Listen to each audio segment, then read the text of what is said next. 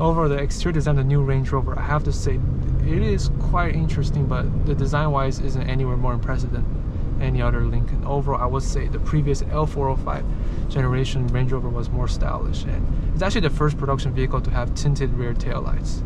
So, quite a minimal design, and I would say it's a little bit hideous, a new Range Rover from this angle.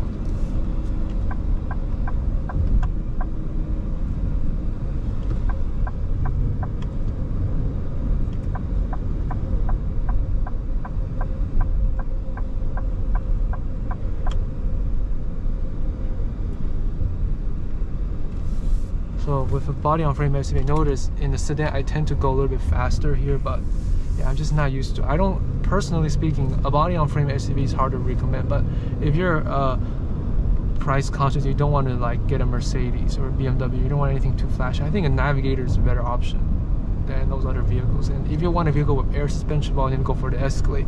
The main issue with the Escalade is that the air ride suspension is better than this. I heard the ride is better from miles per hour, but the seats are not as great, and seat massages are very minimal on that vehicle. They only do the back lumbar massage, so definitely it's a very competitive class. And with the X7 being the more sportier option, this being the least sportiest, I actually prefer a least sportier ride and a more sportier ride, to be honest. I think for most people, if they really want a sporty driving SUV, they might just compromise, just buy a sports car like a McLaren or, you know, a Mustang instead.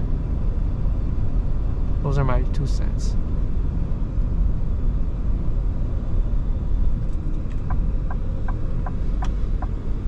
Also, passing by this Range Rover dealership, I can bet you some of these vehicles have been here for over 1 year. I've seen like no one's really buying Range Rover. I mean, they have way too much supply.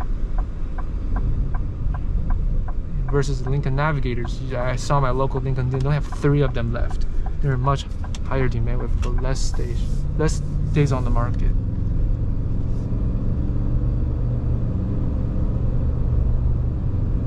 And most Lincoln drivers, I don't think they're going to put this car in sport mode. Even in a normal default drive mode, it's fast enough.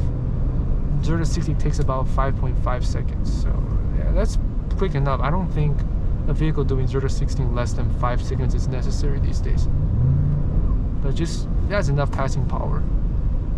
I would say it shifts smoother than the previous generation Lincoln Navigator. Same with the Lincoln Aviator. Lincoln has done an amazing job refreshing the 10-speed